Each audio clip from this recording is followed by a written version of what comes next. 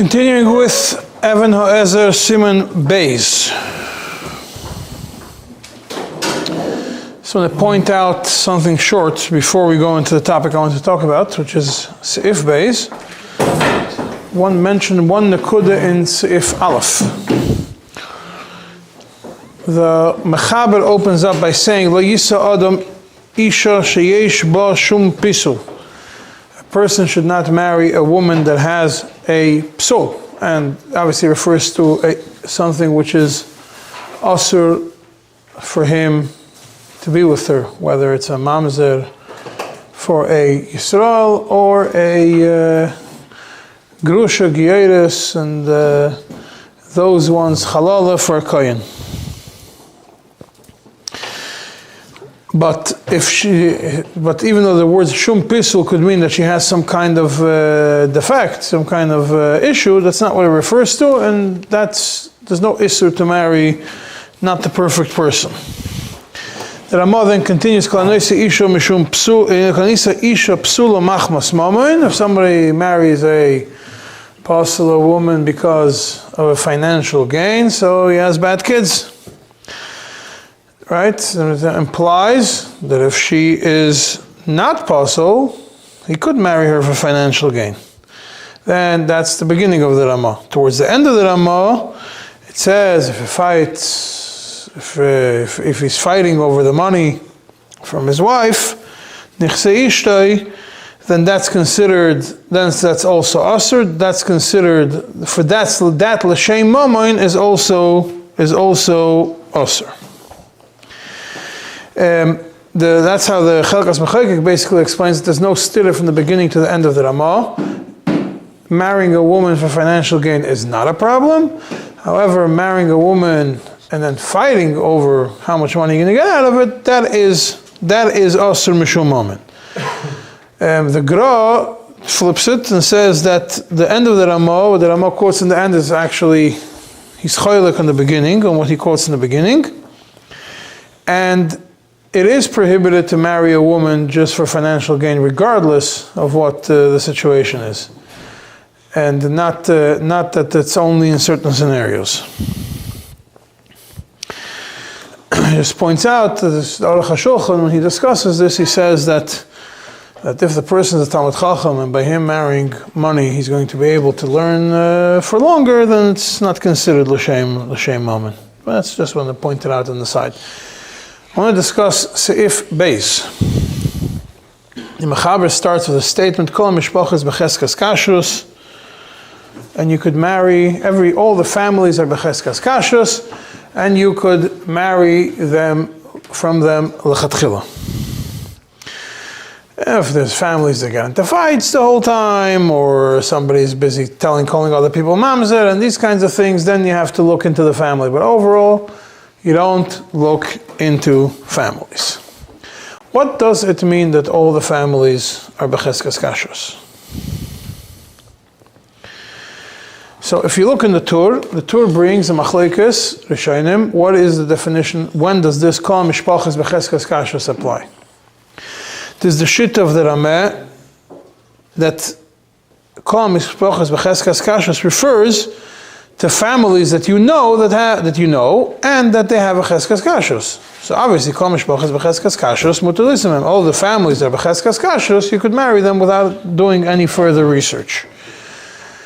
That's the shit of the Rameh.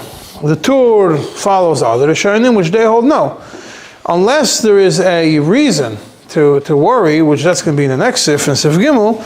There is no, the default view is that kol mishpachas are b'cheskas kashrus. And that's even if they don't have a known cheskas kashrus, and even if they're not known.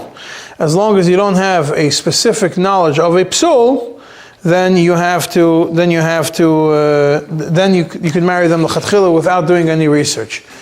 There are certain rishonim which go even further, that what it says, they go even further, what it says in the next sif, Kol mishpacha sheyotza olav irur, that sif, and sif gimel, is a continuation to Sif Beis that Kol Mishpachas B'Cheskas Kashrus. Therefore, if you hear about a family that has an issue, the Rabbanim should quiet the issue down, take care of it, so it should not be. So they should go back into the Cheskas Kashrus, Kol Mishpachas B'Cheskas Kashrus. Rather than the simple reading of it is that if there's a problem, start researching or stay away from them or whatever it is. Some people say, no, if there's a problem, this is a continuation. Now, if there's a problem, if you hear something, deal with it.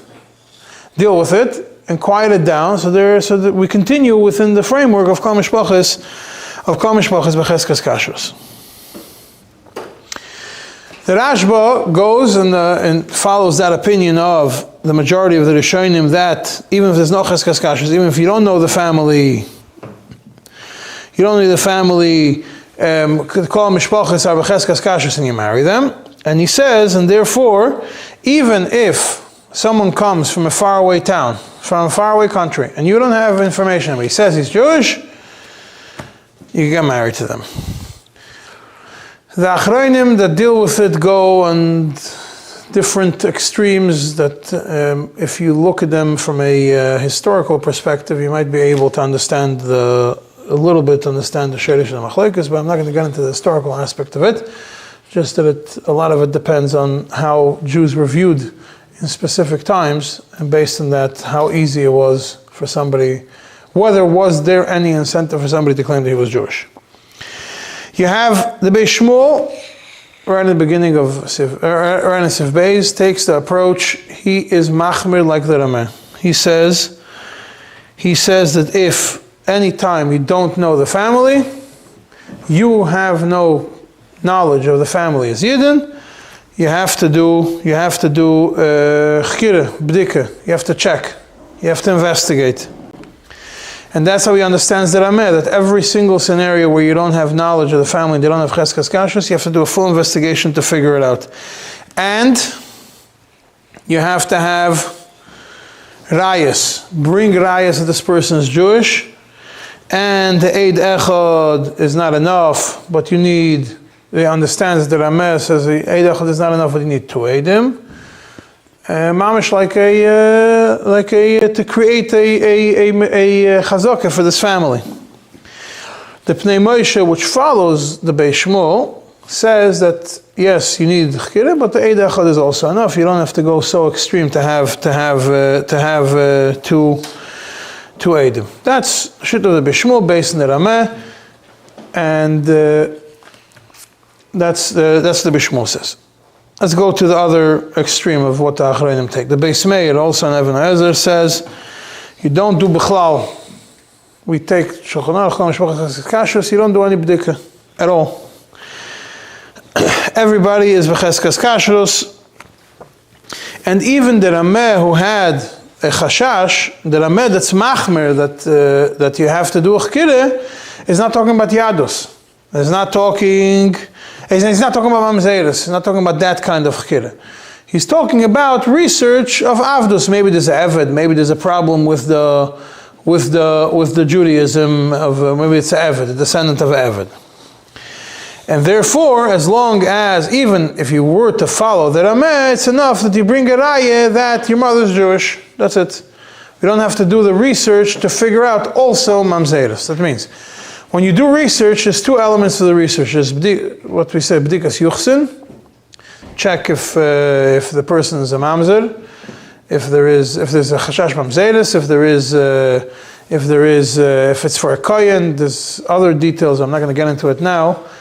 I'm not going to discuss it right now. But the research of this chalolim, if there's an issue of chalolos in the family, etc. You research on both sides. But when I'm talking about the Yadus, he says the Beis Meir says you only have to do research if there's a chashash. According to the Rameh, it's only a chashash of Avdus, not a chashash of Mamzeres. So the only research you have to do is just the person has to bring a raya that his mother is Jewish. So if you take the Beis Meir simply, just has to bring a raya that his mother is Jewish, you already have a lot of work to do today. Because that is already a problem. And when there's a Machlokes Beis Shmuel, we tend to go with the Beis Shmuel. So if you have the Beis Shmuel that says that you have to do research on, the Rameh have to do a full research, Sim Mamzeres and Yadus, and the Beis Meir takes the approach, You don't have to do mamzeres, just yadus. You still have a lot of work. Still have a lot of work on your plate to deal with.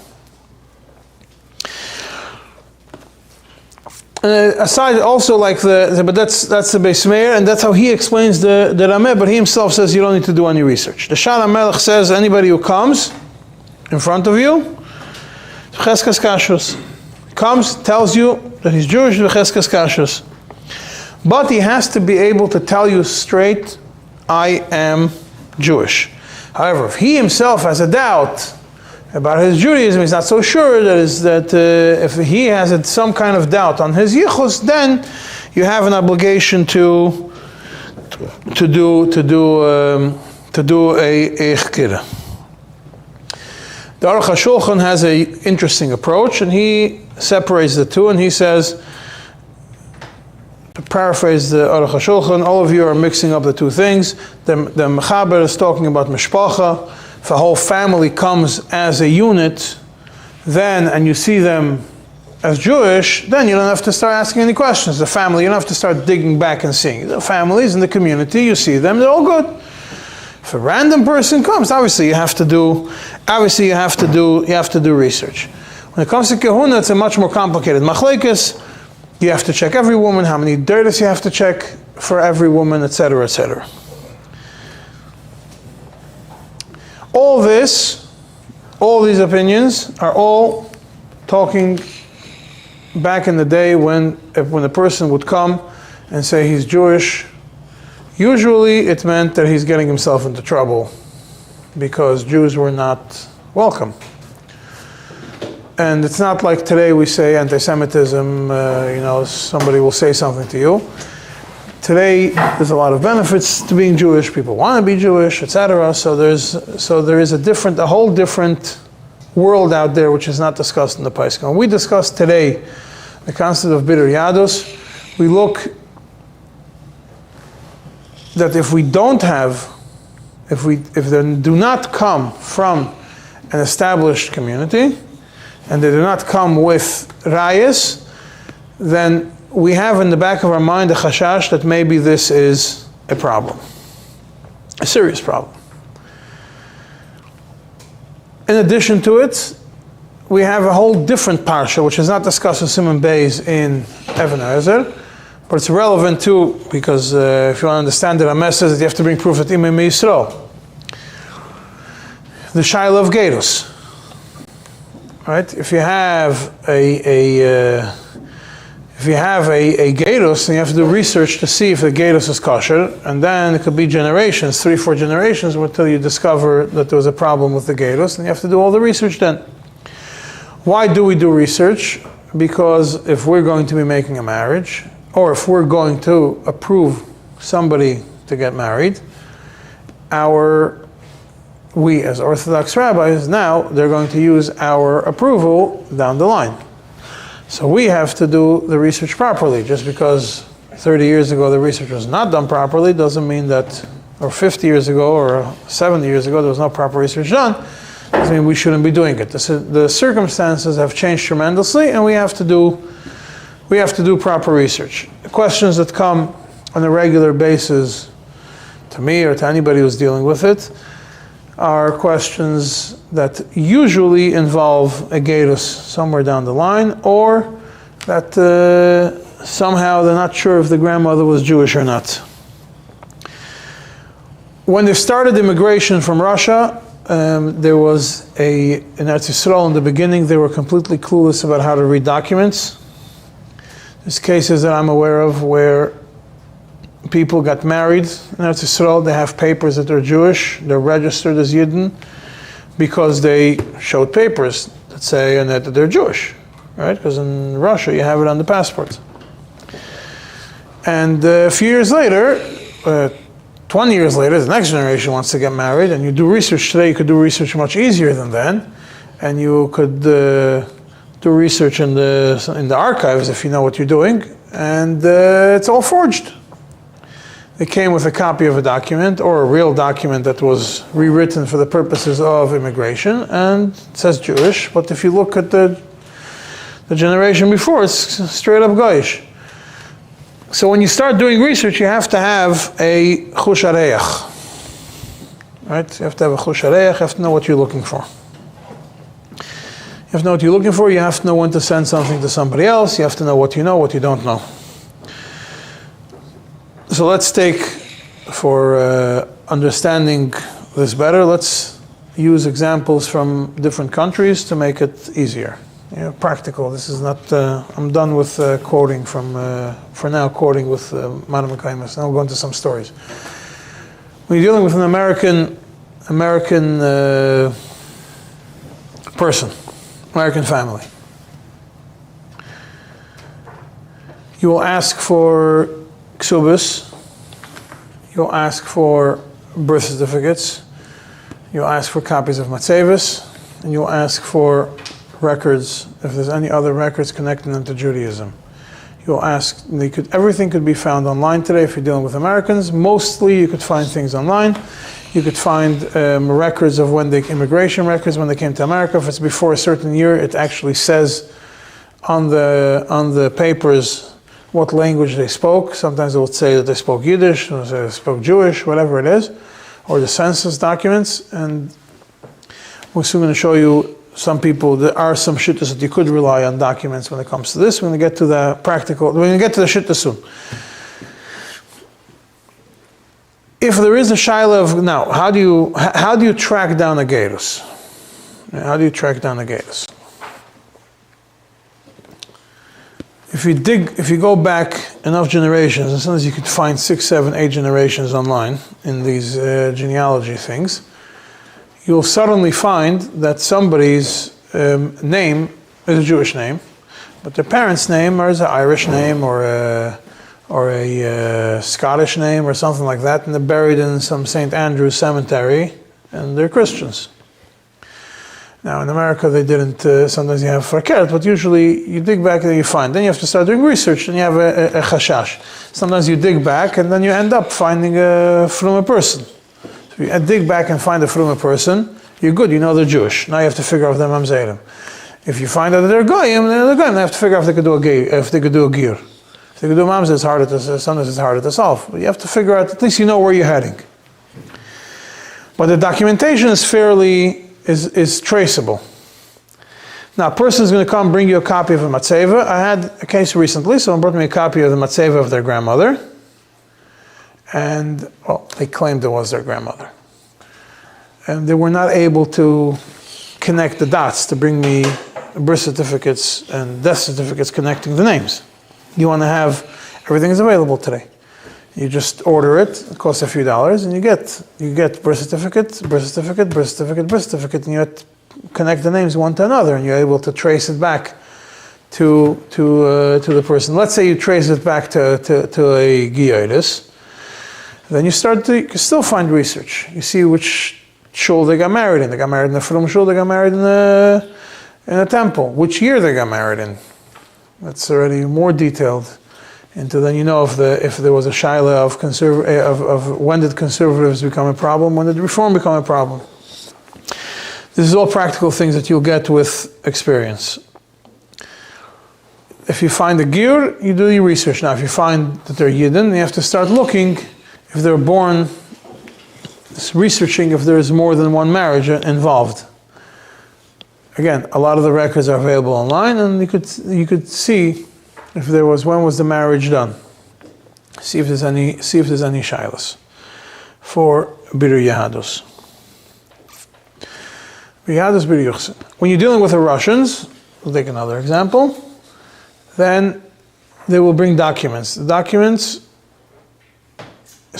unless you are fluent in Russian and fluent in how to figure out the documents, don't deal with it. Send it to somebody who's a professional, because the chances of you being fooled are pretty high. And there are a lot of forged documents, even if they came through Eretz Yisrael. You look and they bring papers, they got married in the Rabbanut. If they got married in the Rabbanut any time before the late 90s, Lav Dafka, this proper Biru Yadus was done. Or even mid-90s, you could say it got better, it started getting better. Up until then, in the 80s, it was a problem. Same thing with Gerim. If there's anything, even from the Rabbanut, from the 80s, you want to double check to make sure that the information passes the smell test. Jewish names, Jewish birthplaces, they come from places. Now, when a person comes and has Jewish names, Baba has Yiddish names, and they come from cities which were known to be, which had substantial Jewish populations, then even though they're not the Roiv, because a lot of times we say, called the Parish, they're not the Roiv. There's never, I don't think in America today there's a few cities, little cities, which have a Roiv Yidden, but talking about Yidden lived in New York, you're going to say they lived in New York. Manhattan, there was never a time when they were the majority. You can't say called the Parish, Parish. But still, if there's Yiddish names and the Baba spoke Yiddish and they lived in a specific place in America, you could think that they're Jewish. In Europe, it also depends on where they lived. There are certain countries which never had Yidden. I don't know if they have Yidden even today. Certain countries in the Far East, which today maybe have shluchim and have tourists, but they didn't have Yidden back then. In the times of the communism, you could check. A lot of times now, if somebody comes, they also research where they were during the war. There's some people which could bring you rayas. One of the best rayas you could have is somebody that was killed in the Holocaust. Usually they were Jewish. If they're in the Jewish registered as Yidden and they were killed in the Holocaust, so they're listed in one of the rayas that I once got for a Biru Yadus, in addition to other rayas of Eidos and everything else, was the log from the Judenrat of the city, of all the Yidden that live in the town that they gave to the Nazis, so that they're listed, the family is listed over there as Yidden. So that's in such scenarios when somebody identifies as Jew, you know that they're Yidden.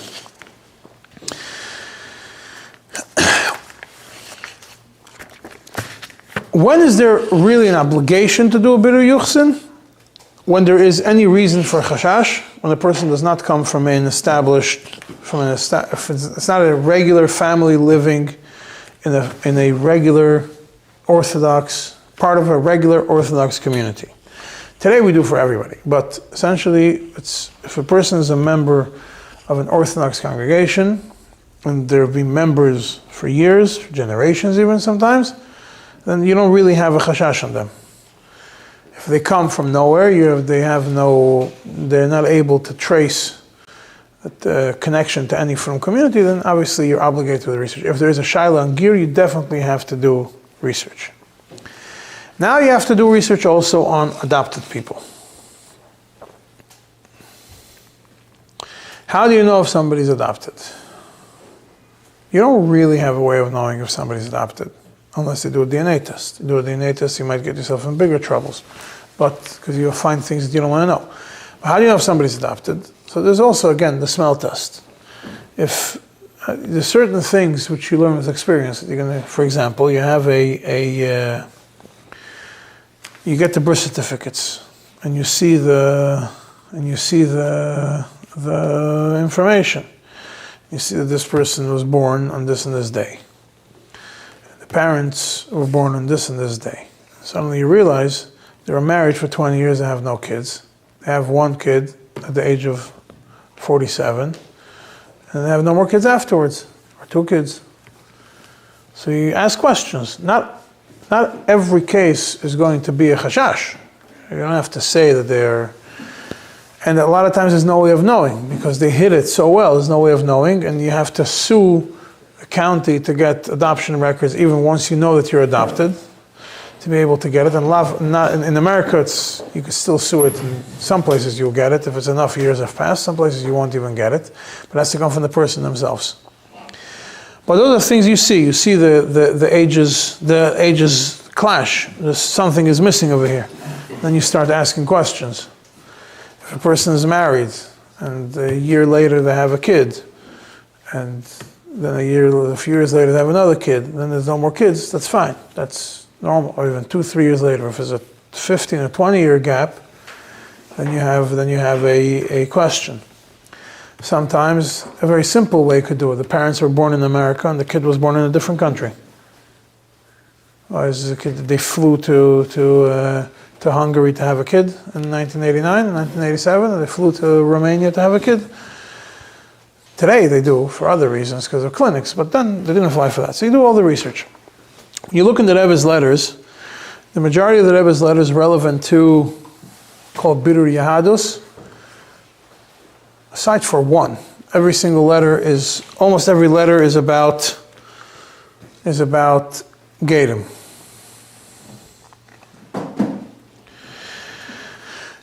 For example, when the Rav says do a chkire, it says nochin adover to do a birur. Uvad sheyase ze bechashoy ubetzina. Do it secretly. Shlo yedu shemisasik bechakiris kaelu. Do it in a sensitive way. That's when the Rav had a chashash that somebody in his community was not properly in his gaya. To a different letter, the Rebbe writes you should do it ba'efen diplomati. Few letters the Rebbe says you have to do ba'efen diplomati. And then when it came to an actual case, and Rabbi Schusterman from Chicago, when it came to an actual case that he had a child that was a suffix if the mother got converted, the Rebbe tells him, you tried speaking to the father and it didn't work, go talk to the mother.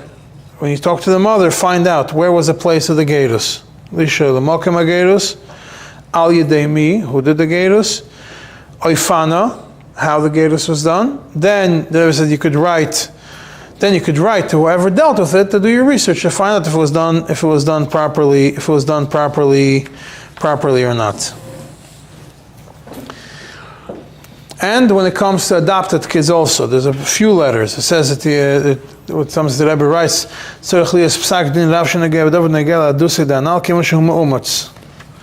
another letter also that the Rebbe writes the same thing in the Lameds. You have to find out yesh levarer etzel Rav ha'im maspikos ha'iduyos shekiblu b'shaitoi al mitzvah ha'yehudi. If it's enough when you have at the time of the gerus, at the time of adoption, find out if the information looks like a person had a child, an adopted child, and they were told at the time of adoption that the parents are Jewish. So the Rebbe told the parents, go discuss with the Rav the information that you got at the time of the adoption to make sure if it's taka enough to ascertain that the person is Jewish or not.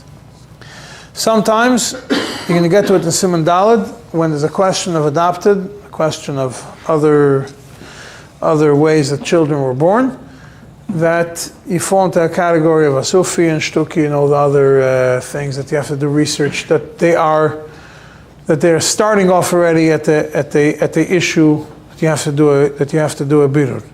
They're starting with a חיוב בירור because their background is checkered, is not so clear. Now I'm going to go through a few cases that came up in recent years that I dealt with and tell you how we dealt with them. Some of them I discussed here in the past, some of them I didn't.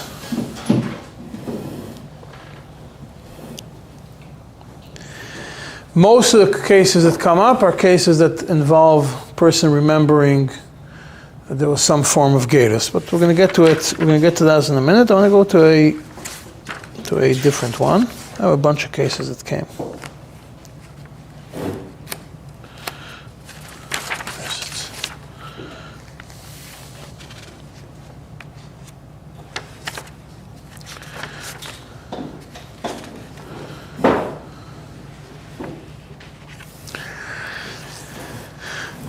There was a woman who was born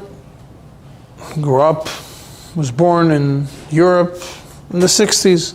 Her father was Jewish, her mother was a Yesema from the war, and she always claimed that she was Jewish. The mother always told this woman, who was born in the 1960s, that she is Jewish, and she didn't have any documents. She lost all her documents during the war. The daughter that was born in the 60s, she also claimed all the years to anybody who ever asked her, she always said that she is Jewish. She didn't go to a Jewish school, but she always claimed, anybody who ever knew her or her mother always heard from them, we are Jewish, we are Jewish, we are Jewish. The research that was done yielded absolutely no documents. The only research what was the research that was done? It got to us information like this. Anybody who ever spoke to these women, especially one that was born in the 60s, she always said she's Jewish. And there's two Eidim that she behaves like a frum lady. She's been behaving like a frum lady for many years. It means the Eidos might not be a Eidos that they know that she's Jewish. She's known as a Yid in her community. Yeah. Now, now they're known as Yid in the community, and they come and they say, basically, Yisrael Ani. There is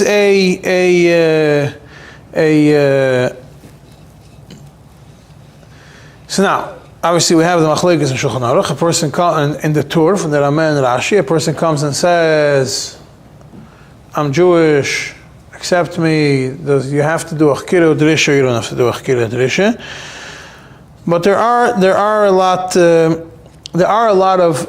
shittas, like we discussed, that say that you could rely on them. I mentioned the Aruch HaShulchan. The Aruch HaShulchan also says over there that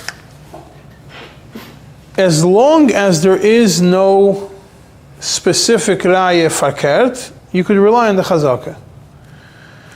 Yeah, you have to do research if they come along, but if there's a family, you don't really have to do a research. And if they have two eidim, it's good. Really, even one eid is good.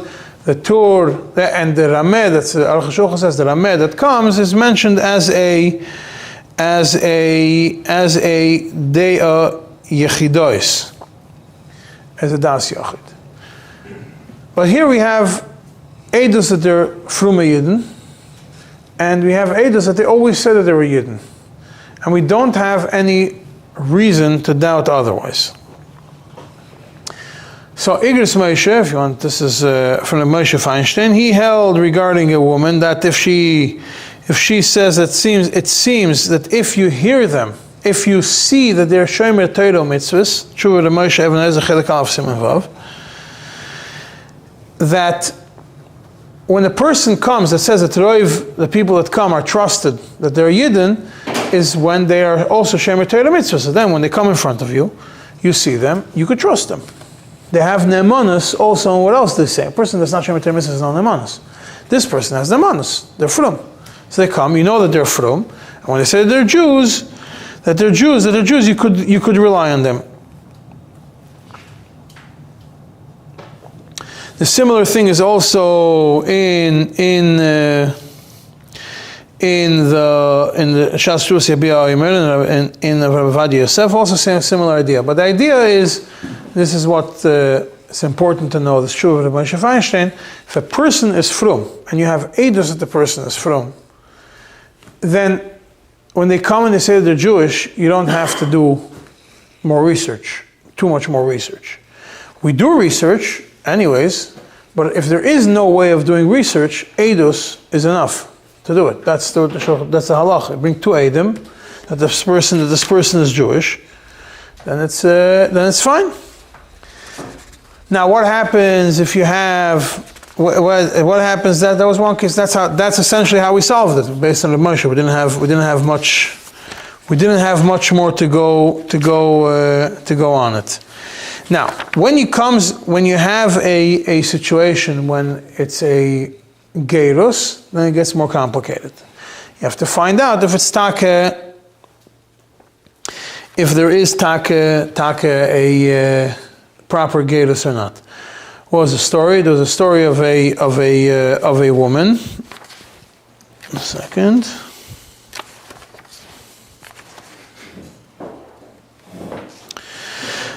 A woman comes from a conservative family. Her parents were married conservative. Her grandparents were married conservative also. We have records, all conservative rabbis. The mother of the girl that's getting married told her recently that she remembers when she was 10 or 11, her grandmother, that means the girl's great-grandmother, talking to her about that she went that she went, she did some sort of conversion, and she remembers going into a pool, and that they made sure that and they told her that all the hair has to go completely under the water, and she had long hair, and she told her, they were talking about swimming, so the grandmother tells her granddaughter, who was 10 at the time, when I was younger, I had to go through this process, I had to go swimming, but it wasn't a regular pool that you went to, I had to go some sort of conversion. That great-grandmother's dead already, and this mother is now 60, and she remembers 50, and she remembers what she heard when she was 10. And the question now begins, these people are known as Yidden. Yes, they are in the conservative temple, but they were always known as a Yiddish mishpacha. Anybody who you ask about them always knew them as a regular frum mishpacha, not frum, as a regular Jewish family. They grew up Jewish, they were always members of the Sing, they were always involved in the Yiddish community, they all had Jewish names.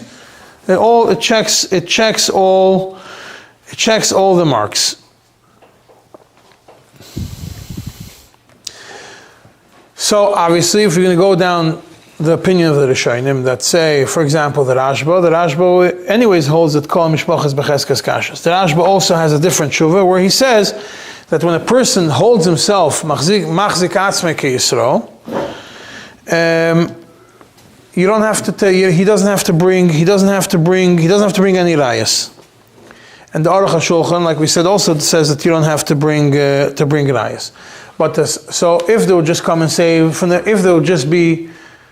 there wouldn't be this piece of information that the great-grandmother told the mother about her remembrance, we would accept them as Yidden, because we have generations of seeing that they're all within the framework of a Jewish community, and we don't have to do any more research. The problem is, suddenly now, so now the shaila is, are we choishish? Is this in the category of something that we're choishish, that we have to do more research or not? Because if we're going to start to do more research, there's no way of finding anything. There is no records. There's nothing. All we have is this, the story. All we have is a story. So now, what it says, if a person comes, in Hilchas Gedus, if a person comes and says that they converted in Bezdin, they themselves are trusted. That's the halacha. You will get to it at some point this year. Over here, it's not the Giyur that's coming in front of Bezdin and saying anything. It's her granddaughter coming and saying that she remembered something from her grandmother. There is a klal that's in Sai in Yeridea in Hilchas Gedus, and Sai later on when it comes in Even HaEzer in Hilchas Mamzedus. A person cannot be poisel the next generation. A person cannot be poisel, can only poisel himself, can't be poisel his kids, and definitely not his grandkids. That means if a person would come now and say that he is Gayer, Bebezdin or whatever, and he's Gayarti, he doesn't, not Bifnei Bezdin, and he already got married and has kids and everything, it's not enough to make his kids umpasal kuna. If a woman says that's not enough for her to make her kids now grandkids puzzle. It's only enough that now she cannot marry a kohen. If her husband would die, if she becomes almana, she can't marry a kohen because shavi nafshecha tichad yisura. But it's not enough to make the next generation puzzle. If a mother comes and says that we can deal with it, we get to Mamzedus, that she did something wrong and her child is not from her husband, we also, and her and now she already has the next generation, the grandchildren, we also don't trust them. However, these are stories that come up all the time. So when there is, also important to remember, when a irur happens a few generations back, but without the irur we would have accepted them without a problem, and this irur is something, for example, like on this Gedus, but afterwards they were accepted as Yidden the whole time. This is not enough to passel the descendants.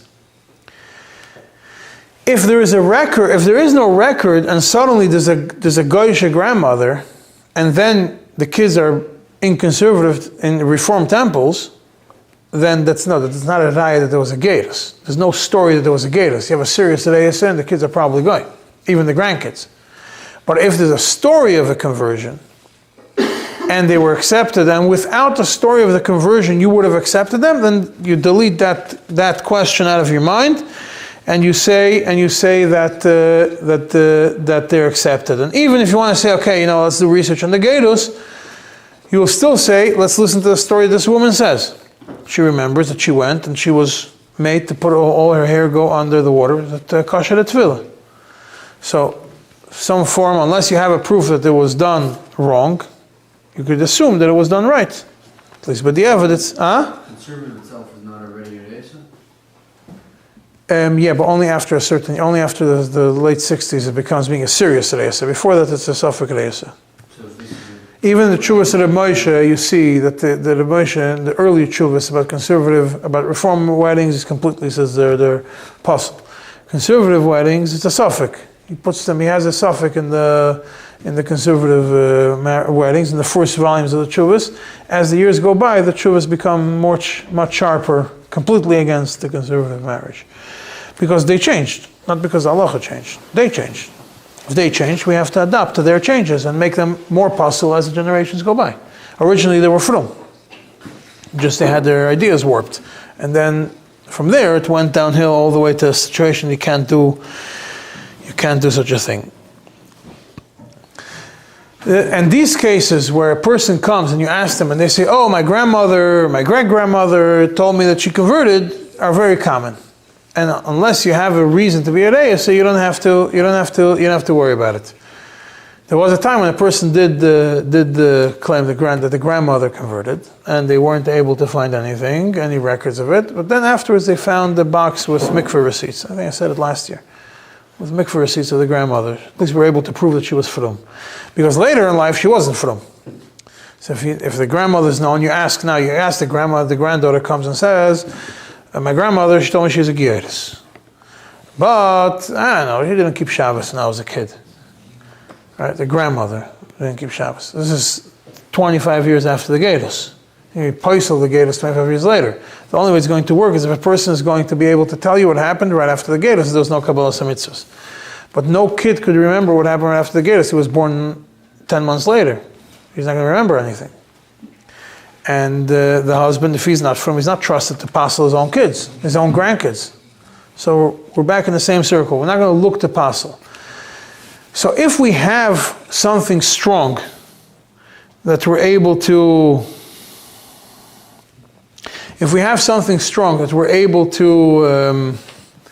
to rely on, that these people are Jewish, and if there's eidos, or if they're affiliated with the Jewish community, we will rely on it.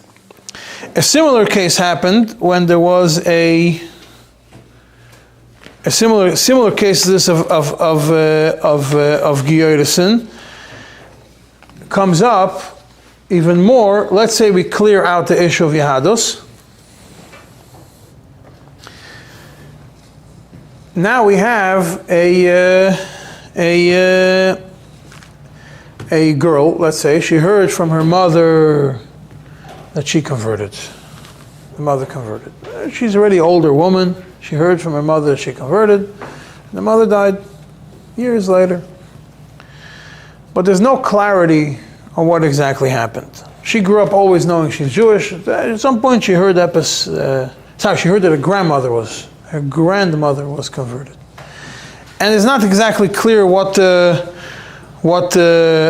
story is. What's the problem? We don't know if the Yehudus was properly done, right? It's the girl's grandmother converted, the girl's father's mother converted, and she said she converted, we don't know any details about the conversion. Now the granddaughter is not frum, she wants to get married to a kohen.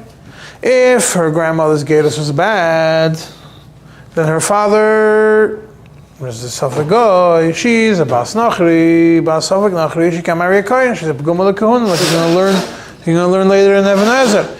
Question is, do you rely on, could you use this as enough of a reason to passel somebody from marrying a kohen? And again, we're going to end up in the same places. Someone who comes and says they converted is trusted. If the person would come and say they converted, this person themselves would come and say, I got converted in Bezdin, the grandmother would herself be trusted. Now that she's not here, only a granddaughter says that she converted. She would not be, you can't postle it. Now the only issue you have is when the grandmother is actually alive. If the grandmother is alive and she says that she converted and she's not frum today, then you have a problem according to certain opinions. Because then you have, Shevet HaLevi says that if you have a woman, a grandmother came and said that she converted, and she's in front of us, and she's not frum, then Isra Cheskasa B'faneinu. All the chazakas we could have had are all based on the assumptions if she wouldn't be in front of us. But now that she's standing in front of us, we have a problem. What are we going to do? We have a big problem. She's standing in front of us. She's not frum. Isra Cheskasa. Her chazaka just got totally messed over because of this. Because of this, we don't know what we're going to do with. She herself is saying she converted, and she herself is not frum. So in such a case, he leaves it as a suffix, and you can't rely on it. But if already passed away the person who converted, and only the grandchildren are great grandchildren are saying, we heard that the great grandmother or the grandmother converted, it's not enough of a reason to. It's not enough of a reason to find who it is. And even if there would be ne'emanos, and they would say that there is, again, if they're known as Yidden, and somebody would come and they would say that they're goyim, that the Galus was not properly done. If there's already grandchildren, they're growing up as Yidden, it's not a grandfather, a grandmother cannot poisel a third generation from moving on with life. The only they could do is poisel themselves. The only they could poisel themselves. A person who comes and says, I was nisgayer and I was not properly nisgayer, only works when the person himself is doing it for himself. If he has kids already, he cannot do any damage to the next generation. That is, in short, what there's a room of bitter Yahadus. It's not the main thing I wanted to talk about this human base. I just wanted to mention it. We will go more in depth at a different time. It's more practical how to deal with practical bitter Yahadus. I discussed it last year, and we had also off-camera shir about the DNA, and it's available online. It's available. The book is available. The shir is not available. It doesn't exist online, but the book is available. You could buy it, and you could know all how you could rely on certain forms of DNA to be able to determine Jewish lineage. But we're not going to get into it now. That we will conclude.